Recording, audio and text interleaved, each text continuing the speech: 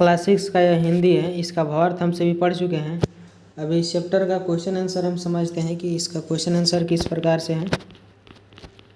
तो यहाँ देखिए इसका क्वेश्चन है, यहाँ पे 1 नंबर क्वेश्चन है कि निम्नलिखित में से कौन सी बात इस कविता के मुख्य रूप से कही गई है। तो यहाँ पे 4 ऑप्शन दिया गया है। भलाई के कार्य करते रहना चाहिए, ठीक है। सेकंड में दिया है दीपावली की दीपक जलाना, और थर्ड में दिया है कि बल्ब आदि जलाकर अंधकार दूर करना, और तिमिर मिलने तक नाव चलाते रहना। तो इसका सही ऑप्शन होगा 1 नंबर होगा, भलाई के कार्य करते रहना। तो यहाँ पे स्टार का चिन्ह हम लगा देंगे। सेकंड क्वेश्चन है कि जला दीपक पहला तुम्ही ने तिमिर की चुनौती प्रथम बार स्वीकार की थी, यह वाक्य किससे कहा गया है। तो यह वाक्य मनुष्य से कहा गया है, सेकंड ऑप्शन हो जाएगा इसमें। अब इसका हम और भी आगे आंसर देखते हैं। इसमें दिए हैं ख नंबर में कि अब अपने मित्रों के साथ चर्चा कीजिए और कारण बताइए कि आपने यही उत्तर क्यों चुने। तो चलिए इसका हम आंसर कारण देखते हैं। 1 नंबर के यहाँ पे आंसर है कि इस पंक्ति में यह कहा गया है कि हमें भलाई का कार्य करते रहना चाहिए, चाहे मुश्किलें या परिस्थितियाँ कितनी भी कठिन क्यों न हो। जिस प्रकार दीपक निरंतर जलता रहता है, उसी प्रकार भलाई का कार्य हम निरंतर करते रहना चाहिए। चलिए अब सेकंड में दिया है कि जला दीप पहले तुम्ही ने तिमिर की, यह वाक्य मनुष्य से कहा गया है क्योंकि मनुष्य ने ही तिमिर अंधकार का नाश किया और उसे चुनौती दी, इस कारण यह वाक्य मनुष्य से ही संबंधित है। देखिए अब आगे इसमें मिलान करने के लिए दिया गया है स्तंभ 1 से और स्तंभ 2 से। तो चलिए इसको मिलान करके समझते हैं। 1 नंबर में जैसे कि यहाँ पे दिया है कि कभी तो तिमिर का किनारा मिलेगा। इसमें 4 ऑप्शन, इसमें 4 क्वेश्चन दिया है। कभी तो तिमिर का किनारा मिलेगा,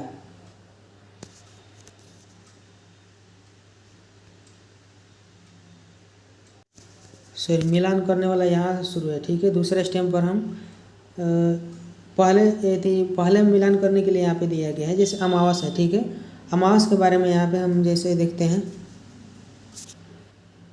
तो यहाँ पे दिया है 4 नंबर में दिया है अमावस के बारे में कि अमावस जिस रात आकाश में चंद्रमा दिखाई नहीं देता है, तो ये का 4 नंबर हो जाएगा। फिर सेकंड दिया है पूर्णिमा, तो पूर्णिमा का आपका हो जाएगा इसमें 1 नंबर। पूर्णमासी वह तिथि जिस रात चंद्रमा पूरा दिखाई देता है। 3 नंबर दिए हैं विद्युत दिए, तो इसका हो जाएगा 2 नंबर। विद्युत दिए अर्थात बिजली से जलने वाले दीपक, बल्ब आदि उपकरण। 4 नंबर में दिया है युग, तो युग का हो जाएगा आपका 3 नंबर में। समय काल युग संख्या में 4 माने गए हैं, जैसे सत्ययुग, त्रेता, द्वापर, कलयुग, ठीक है। अब आगे इसमें हम सवाल देखते हैं। पंक्तियों पर चर्चा दिया गया है, तो पंक्तियों पर चर्चा देखते हैं इसमें। जैसे कविता में से कुछ पंक्तियाँ नीचे दी गई हैं, इन्हें ध्यान से पढ़ें और इन पर विचार कीजिए। आपको इनका क्या अर्थ समझ में आया, अपने विचार अपने समूह में साझा कीजिए और अपनी लेखन पुस्तिका में लिखिए। जैसे देखिए यहाँ पे पंक्ति दिया गया है, दिए और तूफान की यह कहानी चली आ रही और चलती रहेगी। जली जो प्रथम बार लौ दीप की, स्वर्ण सी जल रही और जलती रहेगी। रहेगा धरा पर दिया एक भी यदि, कभी तो निशा को सवेरा मिलेगा। तो इसका हम अर्थ समझते हैं। इसका अर्थ यहाँ पर है इस पंक्ति का कि इस पंक्ति में यह कहा गया है कि जिस प्रकार दिया और तूफान के भी संघर्ष सदियों से चली आ रही हैं और चलती रहेगी, उसी प्रकार मानव को भी अपने जीवन में संघर्ष करते रहना चाहिए। कवि का कहना है कि यदि एक भी दीप जलता रहेगा तो अंधकार में रोशनी रहेगी। उसी प्रकार एक भी मनुष्य प्रेम, त्याग और ज्ञान का संदेश फैलाता रहे तो मानवता और अच्छाई भी हमेशा बनी रहेगी। इसलिए हमें हमेशा जीवन में आगे बढ़ना चाहिए और निराश नहीं होना चाहिए, ठीक है। तो इस पंक्ति का ये भावार्थ हो गया। अब आगे इसमें हम सवाल देखते हैं। अब आगे दिया गया है इसमें सोच विचार के लिए, इस पर भी प्रश्न है। कविता को एक बार फिर से पढ़िए, पता लगाइए और अपने लेखन पुस्तिका में लिखिए। क नंबर में दिया है प्रश्न, कविता में अंधेरे या तिमिर के लिए किन वस्तुओं के उदाहरण दिए गए हैं। तो देखिए इसका आंसर हमने यहाँ पे लिखा है कि कविता में अंधेरे के लिए अमावस या निशा, जबकि तिमिर के लिए अंधेरे की शिला का उदाहरण दिया गया है, ठीक है। तो क का आंसर यहाँ पे हो गया। अब ख का आंसर हमें यहाँ पर समझते हैं। ख नंबर का आपका क्वेश्चन है, यह कविता आशा और उत्साह जगाने वाली कविता है, इसमें क्या आशा की गई है, यह आशा क्यों की गई है। इस प्रश्न का उत्तर हमको देना है। तो इसका हम उत्तर समझते हैं। देखिए इसका आंसर हमने यहाँ पे लिखा है कि इस कविता में जीवन रूपी दीप को निरंतर जलाने की आशा की गई है। यह आशा इसलिए की गई है क्योंकि मनुष्य को आगे बढ़ने के लिए निरंतर अभ्यास और संघर्ष की जरूरत है। ठीक है। ग नंबर में आपका सवाल दिया गया है कि कविता में किसे जलाने और किसे बुझाने की बात कही गई है। देखिए इसका आंसर होगा ग नंबर का कि इस कविता में प्रेम और स्नेह की दीपक जलाने की बात कही गई है और बिना स्नेह की विद्युत दिए यानी जो बिजली के जो दिए हैं जो उजाला है उसको बुझाने की बात कही गई है। ठीक है। तो यहाँ तक हमारा क्वेश्चन कंप्लीट हुआ। अब आगे इसमें सवाल देखते हैं। यहाँ पर कविता की रचना में दिया गया है कि जलाते चलो ये दिए स्नेह भर भर कभी तो धरा का अंधकार मिटेगा। यहाँ पे कह रहा है कि इन पंक्तियों को अपने शिक्षक के साथ मिलकर लय सहित गाने या बोलने का प्रयास कीजिए और अपने हाथों से ताली बजाकर इसका मनोबल बढ़ाइए। ठीक है। फिर इसमें क्वेश्चन आपका दिया गया है यहाँ पे कि आप ध्यान देंगे तो इस कविता में आपको और भी अनेक विशेषताएं बातें दिखाई देगी। जैसे क नंबर में दिए हैं कि इस कविता को एक बार फिर से पढ़े और अपने समूह में मिलकर इस कविता की विशेषताएं की सूची बनाइए। जैसे इस कविता की पंक्तियों को 2-4 के क्रम में बांटा गया है आदि। फिर आगे ख नंबर में दिया गया है कि अपने समूह की सूची को कक्षा में सबके साथ साझा कीजिए। इसमें कोई इम्पोर्टेंट क्वेश्चन नहीं है। चलिए आगे इसमें देखते हैं मिलान चिन्ह में। इसमें मिलान करने के लिए दिया गया है स्तंभ 1 और स्तंभ 2 में कुछ पंक्तियाँ नीचे दी गई है। मिलते जुलते भाव वाली पंक्तियों को रेखांकित खींचिए। मिलते जुलते जो भाव हैं उसको हमको रेखांकित एक दूसरे से करना है। ठीक है। तो चलिए यहाँ पे इसको हम समझते हैं। देखिए यहाँ पे इसको हम समझते हैं। जैसे 1 नंबर में दिया है आपको कि कभी तो तिमिर का किनारा मिलेगा। तिमिर का मतलब होता है अंधकार और अंधकार जो शब्द हैं इस कविता में हमारे जीवन से समस्या से और दुख से रिलेटेड है। किनारा का मतलब होता है अंत। कभी तो तिमिर का किनारा मिलेगा यानी कभी तो अंधकार का या दुख का अंत मिलेगा। तो इससे रिलेटेड जो इसमें वाक्य है उसको इसमें हमें लिखना है। ठीक है। तो चलिए अब समझते हैं इसको। यहाँ पे 1 नंबर का कभी तो तिमिर का किनारा मिलेगा। तो देखिए यहाँ पे दिया है कि विश्व में सुख शांति कम क्यों हो रही है। विश्व की समस्याओं से एक न एक दिन छुटकारा अवश्य मिलेगा। दूसरों के सुख चैन के लिए प्रयास करते रहिए। देखिए एक दूसरे से मिलता जुलता भाव यानी स्पष्ट रूप से नहीं है। जब तक इसके हम अर्थ को अच्छे से समझ नहीं पाएंगे तब तक यह वो आगे वाले स्टेप को नहीं समझ सकते। तो यहाँ पे दिया है कभी तो तिमिर का किनारा मिलेगा यानी कभी तो दुखों का अंत होगा। तो इसमें देखिए दिया है कि विश्व की समस्याओं से एक न एक दिन छुटकारा अवश्य मिलेगा। ठीक है। यहाँ पर भी दिया है कि किनारा का अंत मिलेगा और यहाँ पर भी दिया है छुटकारा अवश्य मिलेगा। ठीक है।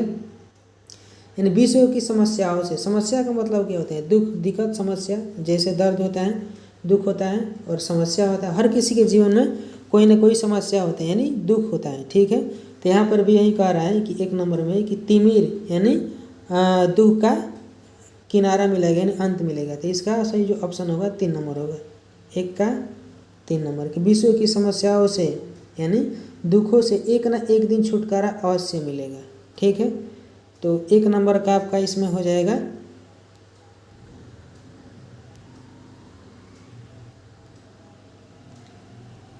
एक का आपका आंसर क्या हो जाएगा 3 नंबर। ठीक है। चलिए आगे देखते हैं 2 नंबर में कि जलाते चलो ये दिए स्नेह भर भर। जलाते चलो ये दिए स्नेह भर भर मैंने ये दिए किस चीज़ के लिए जलाने के लिए हम बात कर रहे हैं स्नेह यानी स्नेह का यानी प्यार का, प्यार भरा दीपक। तो इसका अर्थ यहाँ पे होगा 2 नंबर का। जैसे देखिए दूसरे के सुख चैन के लिए प्रयास करते रहिए। जलाते चलिए दिए स्नेह भर भर कर। तो इसका सही आंसर होगा यहाँ पे 4 नंबर का कि दूसरों के सुख चैन के लिए प्रयास करते रहिए। ठीक है। अब चलिए आगे इसमें देखते हैं 3 नंबर में दिया है कि मगर विश्व पर आज क्यों दिवस ही में घिरी आ रही है अमावस निशा से। मगर विश्व पर आज क्यों दिवस ही में दिन में ही, पूरे विश्व में दिन में ही, दिवस मतलब होता है दिन में ही घिरी आ रही है अमावस निशा से। यानी अमावस का मतलब क्या होता है अंधकार, निशा मतलब रात यानी अंधकार की रात दिन में ही क्यों घिरी आ रही है पूरे विश्व में। तो इसका आंसर यहाँ पे ये होगा 3 नंबर का कि क्योंकि विश्व में 2 नंबर आंसर होगा क्योंकि विश्व में सुख शांति क्यों कम होती जा रही है। यहाँ पर जो 3 नंबर का जो अर्थ है वह 2 नंबर से सुटेबल है यानी मिलता जुलता है कि विश्व में सुख शांति क्यों कम होती जा रही है। तो 3 नंबर का आंसर हमारा 2 नंबर से मिलता जुलता होगा। फिर 4 नंबर में दिया है कि बिना स्नेह विद्युत दिए जल रहे जो बुझाओ इन्हें यूं न पथ मिल सकेगा। इसका अर्थ है कि बिना स्नेह, स्नेह का मतलब क्या होता है? स्नेह का मतलब होता है प्यार। बिना प्यार का, जो बिना स्नेह का जो विद्युत का दिया है, यानी बिजली का जो बल्ब है जो दिया है, जो जल रहे हैं इन्हें बुझाओ यूं न पथ मिल सकेगा, नहीं तो पथ यानी रास्ता नहीं मिल पाएगा। तो इसका आंसर ये होगा, 1 नंबर होगा कि विश्व की भलाई का ध्यान रखे बिना प्रगति करने से कोई लाभ नहीं होगा। यदि हम विश्व की भलाई का ध्यान नहीं रखेंगे और रखे बिना या नहीं रखेंगे तो आगे हम प्रगति करेंगे तो हमें कोई लाभ नहीं मिलेगा। ठीक है, चलिए यहाँ तक हमारा कंप्लीट हुआ। अब आगे इसमें हम सवाल देखते हैं।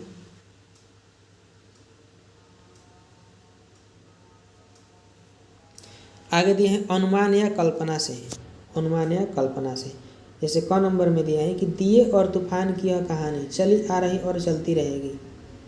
दीपक और तूफान की यह कहानी कौन सी हो सकती है जो सदा से चली आ रही है? इसका हम आंसर देखते हैं यहाँ पे। तो इसका आंसर यहाँ पे दीपक और तूफान की यह कहानी निरंतर संघर्ष और सच्चाई की हो सकती है जो सदा से चली आ रही है। ठीक है, फिर ख नंबर में दिया है कि दीपक की यह सोने जैसी लौ क्या हो सकती है जो अनगिनत सालों से जल रही है। इसका आंसर यहाँ पे है कि दीपक की यह सोने जैसी लौ सत्य की ज्योति हो सकती है जो कि तूफान जैसी कठिन परिस्थितियों में भी रहकर अनगिनत सालों से जल रही है। ठीक है, चलिए आगे दिए हैं इसमें शब्दों के रूप, तो इसको हम यहाँ पे समझते हैं। जैसे इसमें दिया गया है कि अमावस का अर्थ है अमावस्या। इन दोनों शब्दों का अर्थ तो समान है लेकिन इनके लिखने बोलने में थोड़ा सा अंतर है। ऐसे ही कुछ शब्द नीचे दिए गए हैं, इनसे मिलते जुलते दूसरे शब्द कविता से खोजकर लिखिए। ऐसे ही कुछ अन्य शब्द आपस में चर्चा करके खोजिए और लिखिए। जैसे यहाँ पे दिया, उजेला, अनगिनत दिया है, तो इसको हम यहाँ पे लिखे हैं, देख सकते हैं आप। जैसे इसे मिलता जुलता जो शब्द है यहाँ पे है, दिया का हो जाएगा दीप, उजेला के उजाला, अनगिन के अनगिनत, जली के जलना, धरा से धरती और अंधेरा से अंधकार, दिवस से दिन। ठीक है, देखिए इसमें आगे दिए हैं अर्थ की बात। इसमें क नंबर में देखते हैं हम कि जलाते चलो ये दिए स्नेह भर भर, इस पंक्ति में चलो के स्थान पर रहो शब्द रखकर पढ़िए। इस शब्द के बदले से पंक्ति के अर्थ में क्या अंतर आ रहा है अपने समूह में चर्चा कीजिए। जैसे यहाँ पे चलो हैं तो इसके स्थान पर हम रहो यदि लिखते हैं तो शब्द में या वाक्य में क्या अंतर आता है? देखिए इसका आंसर हमने यहाँ पे लिखे हैं कि जलाते चलो ये दिए स्नेह भर भर, इस पंक्ति में चलो के स्थान पर रहो शब्द रखने से निरंतरता का भाव स्पष्ट होता है। निरंतरता मतलब लगातार, जबकि चलो शब्द में गतिशीलता का, अर्थात चलो और रहो शब्द में रहो में निरंतरता यानी लगातार और शीघ्रता यानी जल्दी, बहुत जल्दी का भाव प्रकट होता है। ठीक है, ख नंबर में दिए हैं कि कविता में प्रत्येक शब्द का अपना विशेष महत्व होता है। यदि वे शब्द बदल दिए जाए तो कविता का अर्थ भी बदल सकता है और उसकी सुंदरता में भी अंतर आ सकता है। नीचे कुछ पंक्तियाँ दी गई हैं, पंक्तियों के सामने लगभग समान अर्थ वाले कुछ शब्द दिए गए हैं। आप उनमें से वह शब्द चुनिए जो उस पंक्ति से सबसे उपयुक्त होगा। तो 1 नंबर में दिए हैं बहाते चलो तुम वह निरंतर, तो इसमें क्या होगा? नाव होगा या नौ का? बहाते चलो नाव, इसमें होगा नाव। ठीक है, बहाते चलो नाव तुम वह निरंतर, कभी तो तिमिर का किनारा मिलेगा। किनारा इसमें हो जाएगा रहेगा, डॉट डॉट पर दिया यदि एक भी रहेगा किस चीज़ पर? धरा पर। जैसे आपका कविता में सब वर्णन किया गया है कि रहेगा धरा पर दिया एक भी यदि, कभी तो निशा को सवेरा मिलेगा, इसमें सवेरा हो जाएगा। फिर 3 नंबर में दिया है जला दीप पहला तुम्ही ने तिमिर की, इसमें तिमिर हो जाएगा तिमिर की, चुनौती प्रथम हो जाएगा, प्रथम बार स्वीकार की थी, प्रथम बार स्वीकार की थी। ठीक है, तो इसमें कुछ इस प्रकार से भरना था। अब आगे इसमें दिया है कि क नंबर में दिया है कि कभी तो निशा को सवेरा मिलेगा। निशा का अर्थ है रात, सवेरा का अर्थ है सुबह। अब इसमें आगे दिया है कि आपने अनुभव किया होगा कि कविता में इन दोनों शब्दों का प्रयोग रात और सुबह के लिए नहीं किया गया है। अपने समूह में चर्चा करके पता लगे कि निशा और सवेरा का इस कविता में क्या क्या अर्थ हो सकता है। जैसे संकेत यहाँ पे दिया है कि निशा से जुड़ा शब्द है अंधेरा और सवेरे से जुड़ा शब्द है उजाला, तो इससे रिलेटेड हमको और भी बनाकर लिखना है। तो जैसे हम यहाँ पे समझते हैं कि इसी संकेत का कि निशा जैसे यहाँ पे हम लिखते हैं, तो निशा से रिलेटेड जो शब्द हो जाएगा वो हो जाएगा आपका बादल। जो बादल होता है तो अंधकार होता है, ठीक है, बादल हो जाएगा निशा में। और कुआं हो जाएगा, कुआं भी हो जाएगा, इसमें कुआं हो जाएगा, सुरंग हो जाएगा, ठीक है। इस प्रकार से निशा का संकेत हो जाएगा जो इस पाठ के रिलेटेड दिया गया है। फिर यहाँ पे दिया गया है सवेरा, तो सवेरा का अर्थ यहाँ पे हम समझते हैं। जैसे यहाँ पे हम सवेरा लिखते हैं तो सवेरा के यहाँ पे उजाला दिया गया है, सवेरा का आपका बुक में यहाँ पे उजाला दिया गया है, ठीक है। तो सवेरा का क्या होगा, जैसे सूर्य हो जाएगा, जब सूर्य उदय होता है तो उजाला होता है, या प्रकाश होता है तो प्रकाश भी हो जाएगा, सूर्य प्रकाश। और दिन हो जाएगा, दिन हो जाएगा, इस प्रकार से हमारा ये हो जाएगा, ठीक है। अब चलिए अब आगे इसमें हम देखते हैं। अब देखिए यहाँ पे अब क्या दिया गया है, ख नंबर में कि कविता में से चुनकर कुछ शब्द नीचे दिए गए हैं, अपने समूह में मिलकर इन पर चर्चा कीजिए और इन्हें उपयुक्त स्थान पर लिखिए। जैसे देखिए यहाँ पे सवेरा दिया गया है, तो सवेरा से जो रिलेटेड इसमें शब्द होगा उसको हम खोजकर इसमें लिखेंगे, ठीक है। तो देखिए यहाँ पे हम समझते हैं इसको। जैसे सवेरा है तो यहाँ पे हम इस पंक्ति में देखते हैं दिए, तो यहाँ पे हम लिख देंगे दिए हो जाएगा, ठीक है। और क्या हो जाएगा इसमें, दिए के बाद इसमें हो जाएगा आपका पूर्णिमा हो जाएगा, ठीक है। सिर्फ इसमें हम चिन्ह लगा देते हैं, यहाँ पे हो जाएगा पूर्णिमा। और दिवस हो जाएगा, दिवस सवेरा में हो जाएगा, ठीक है। अब हम लिख देते हैं जैसे सवेरा, और दिए हो जाएगा सवेरा, ठीक है। नाव हो जाएगा, ठीक है, सवेरा। और जैसे शिला दिया है तो शिला, यहाँ पे ज्योति हो जाएगा आपका सवेरा, उजाला हो जाएगा, ठीक है, लौ हो जाएगा, और स्वर्ण हो जाएगा, और जलना हो जाएगा सवेरा, ठीक है। अब देखिए यहाँ पे फिर हम आगे देखते हैं।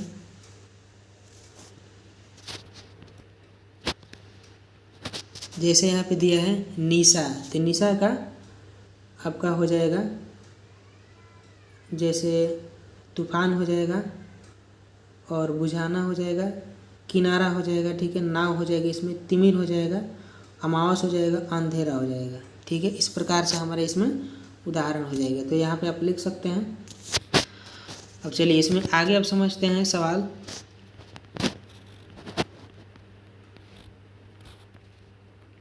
फिर ग नंबर में इसमें दिया है अपने समूह में मिलकर निशा और सवेरा के लिए कुछ और शब्द सोचिए और लिखिए, कुछ और शब्द सोचिए और लिखिए, तो आप इसमें लिख सकते हैं। फिर आगे देखिए इसमें संकेत में दिया गया है, नीचे दिए गए चित्र देखिए और इन पर विचार कीजिए। जैसे देखिए इस चित्र में दिया गया है कि इसमें व्यक्ति जो है इस चोटी के ऊपर, यानी संघर्ष इसमें बहुत ज़्यादा है, और इसमें संघर्ष शून्य के बराबर है। ये देखिए ये जो फिगर है ये अंधकार को दर्शाता है और ये प्रकाश को दर्शाता है, ठीक है। फिर इसमें दिया गया है कि इसमें बहुत से पुष्प खिले हुए हैं, और इसी सिर्फ इसमें 2 ही पुष्प खिले हुए हैं। इसमें जो सूर्य है इसमें पूर्ण उदय हुए हैं, और इसमें अस्पष्ट यानी पूर्ण रूप से दिखाई नहीं दे रहे हैं, ठीक है। तो इस प्रकार से हमारा कुछ चित्र था। चलिए अब आगे इसमें हम देखते हैं पंक्ति से पंक्ति। इसमें दिया है कि जलादीप पहला तुम्ही ने तिमिर की चुनौती प्रथम बार स्वीकार की थी। अब इसमें आगे आपका क्वेश्चन दिया गया है यहाँ पे कि कविता की इस पंक्ति को वाक्य के रूप में इस प्रकार लिख सकते हैं, जैसे तुम्ही ने पहला दीप जला तिमिर की चुनौती प्रथम बार स्वीकार की थी। अब नीचे दी गई पंक्तियों को इसी प्रकार वाक्यों में वाक्य रूप में लिखिए। जैसे 1 नंबर यहाँ पे दिया है कि बहाते चलो नाव तुम वह निरंतर, जलाते चलो ये दिए स्नेह भर भर। तो देखिए यहाँ पे जिस प्रकार लिखा गया है,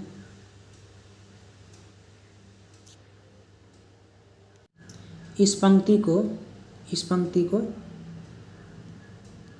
यहाँ पे स्पष्ट रूप में लिखा गया है, ठीक है, इस बुक में। तो इसी के अनुसार से यहाँ पे 4 दिया गया है, इस चारों को हमको इसी प्रकार से लिखना है। तो चलिए इसका हम आंसर यहाँ पे समझते हैं। देखिए इसका आंसर हमने यहाँ पे लिखा है कि प्रश्न है कि बहाते चलो नाव तुम वह निरंतर, तो इसका उत्तर होगा तुम निरंतर वह नाव बहाते चलो। फिर सेकेंड नंबर प्रश्न है कि जलाते चलो ये दिए स्नेह भर भर, तो इसका आंसर है कि तुम स्नेह भर भर ये दिए जलाते चलो। प्रश्न 3 में दिया है कि बुझाओ इन्हें यूं न पथ मिल सकेगा, इसका उत्तर है कि इन्हें बुझा दो वरना रास्ता नहीं मिल सकेगा। चलिए इसके आगे 4 नंबर क्वेश्चन है यहाँ पे। प्रश्न 4 में दिया है कि मगर विश्व पर आज क्यों दिवस ही में घिरी आ रही अमावस निशा से, तो इसका आंसर होगा लेकिन आज दिन में ही अमावस की रात जैसा अंधेरा क्यों हो रहा है। ठीक है, तो यहाँ तक हमारा क्वेश्चन कुछ कंप्लीट हुआ। अब आगे इसमें हम सवाल देखते हैं। यहाँ पे सा सी से का प्रयोग दिया है। जैसे यहाँ पे लिखा है कि घिरी आ रही अमावस निशा सी, स्वर्ण सी जल रही और जलती रहेगी। इन पंक्तियों में कुछ शब्दों के नीचे रेखा खींची है। जैसे यहाँ पे देखिए, यहाँ पे रेखा खींची है, निशा सी, स्वर्ण सी, इनमें सी शब्द पर ध्यान दीजिए। जैसे इसमें निशा सी दिया है और इसमें स्वर्ण सी दिया है, बोला है कि इस सी वाले शब्द पर ध्यान दीजिए। यहाँ सी शब्द समानता दिखाने के लिए प्रयोग किया गया है। सा सी से का प्रयोग जब समानता दिखाने के लिए किए जाते हैं तो इनसे पहले योजक चिन्ह का प्रयोग किया जाता है। जैसे देखिए इसमें योजक चिन्ह का यहाँ पे हल्का से यहाँ पे दिया गया है योजक चिन्ह इन दोनों स्वर्ण सी निशा सी के बीच में, ठीक है। फिर आगे कह रहा है कि अब आप भी विभिन्न शब्दों के साथ सा सी से का प्रयोग करते हुए अपनी कल्पना से 5 वाक्य अपनी लेखन पुस्तिका में लिखिए। तो अपने मर्जी से हमने इसका आंसर लिखा है, तो आप देख सकते हैं यहाँ पे। जैसे यहाँ पे हमने लिखा है कि उसका चेहरा फूलों सा खिला हुआ है, फूलों सा, देखिए यहाँ पे ये चिन्ह है, फूल मुरझाया हुआ सा है, वह डरपोक सा लगता है, बिल्ली दुबके से आ रही है। तो इस प्रकार आप लिख सकते हैं। अब इसमें पाठ से आगे क्वेश्चन दिया गया है कि रहेगा धरा पर दिया एक भी यदि, कभी तो निशा को सवेरा मिलेगा। यदि हर व्यक्ति अपना कर्तव्य समझ ले और दूसरों की भलाई के लिए कार्य करे तो पूरी दुनिया सुंदर बन जाएगी। आप भी दूसरों के लिए प्रतिदिन बहुत से अच्छे कार्य करते होंगे, अपने उन कार्यों के बारे में बताएं।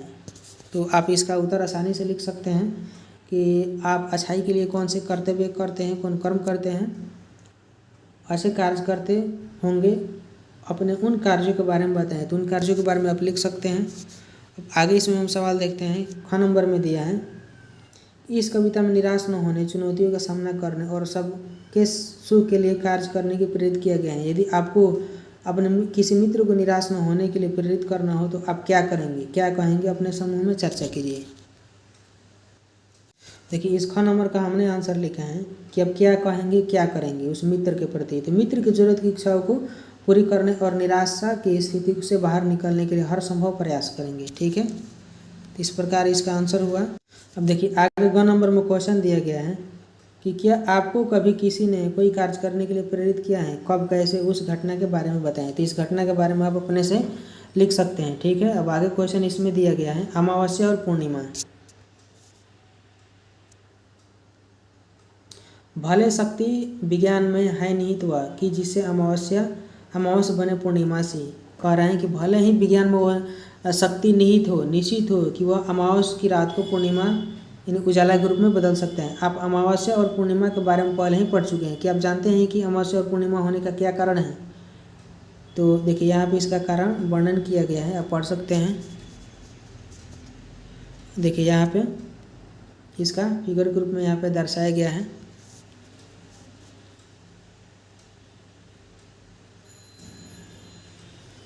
कि अमावस्या के दिन चंद्रमा किस प्रकार बढ़ रहे हैं, कभी बढ़ रहे हैं यहाँ पे, कभी बढ़ रहे हैं, कभी घट रहा है, ठीक है।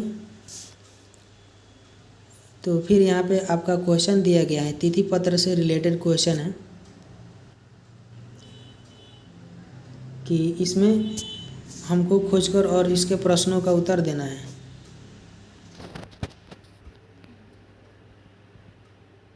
जैसे देखिए यहाँ पे क्वेश्चन दिया गया है आपका, देखिए इसमें कुछ प्रश्न है इस कैलेंडर में, इसका हमको उत्तर देना है। जैसे हम समझते हैं क नंबर में यहाँ पे दिया है कि दिए गए महीने में कुल कितने दिन हैं। यहाँ पे दिया गया है कि इस महीने में कुल कितने दिन हैं, तो यहाँ पर 31 दिन है, तो यहाँ पर हम लिख सकते हैं 31 दिन, ठीक है। फिर ख नंबर में दिया है कि पूर्णिमा और अमावस्या किस दिनांक और वार को पड़ती है। किस दिनांक, पूर्णिमा और अमावस्या, तो पूर्णिमा 6 तारीख को और अमावस्या 21 तारीख को, 6 और 21 तारीख को पड़ती है। 21 तारीख को यहाँ पे और 6 तारीख को, ठीक है। ग नंबर में दिया है कि कृष्ण पक्ष की सप्तमी और शुक्ल पक्ष की सप्तमी में कितने दिनों का अंतर है। तो आप यहाँ आसानी से देख सकते हैं, जैसे यहाँ पे कृष्ण पक्ष की सप्तमी और शुक्ल पक्ष की सप्तमी में कितने दिनों का अंतर है। जैसे यहाँ पे लिखा है शुक्ल पक्ष और कृष्ण पक्ष, तो इन दोनों में जो अंतर होगा वो आपका 14 दिन का अंतर होगा, ठीक है। तो ग का हो जाएगा 14 दिन का अंतर। घ नंबर में दिया है कि इस महीने में कृष्ण पक्ष में कुल कितने दिन हैं। कृष्ण पक्ष में कुल कितने दिन हैं, देखिए यहाँ पे ये दिया है कृष्ण पक्ष, ठीक है। तो इस महीने में कृष्ण पक्ष में कुल 15 दिन है, ठीक है। बसंत पंचमी की तिथि बताएं, तो बसंत पंचमी की तिथि क्या है, यहाँ पे दिया गया है 26 हो जाएगा। बसंत पंचमी की तिथि क्या है, 26 है, ठीक है। चलिए अब आगे इसमें हम सवाल देखते हैं। इसमें अब आगे सवाल देखते हैं। जैसे इसमें देखिए पहले दिया गया है,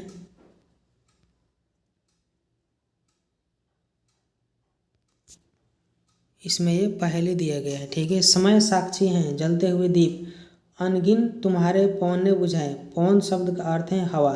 नीचे एक अक्षर जल दिया गया है, इसमें पवन के लिए उपयोग किए जाने वाले अलग अलग नाम या शब्द छिपे हैं। आपको उन्हें खोजकर उन पर घेरा बनाना है। जैसा एक हमने पहले से बना दिया है, देखते हैं आप कितने सही नाम या शब्द खोज पाते हैं। तो देखिए यहाँ पे कुछ इस प्रकार से हैं। जैसे देखिए यहाँ पे हवा के बारे में लिखा गया है, और हम और खोज सकते हैं तो वायु हो जाएगा, वायु, ठीक है। और देखिए यहाँ पे हो जाएगा जैसे बादल, पवन, ठीक है। जैसे मारुत, मारुत भी वायु का एक नाम है। ब्यार हो जाएगा, ठीक है। और भी यहाँ पे हम देखते हैं ब्यार के बाद जैसे अनिल, अनल, और हो जाएगा जैसे समीर हो जाएगा, ठीक है। वायु का भी एक नाम है समीर। इस प्रकार से हमारा वायु का नाम हो जाएगा। अब चलिए आगे इसमें हम देखते हैं।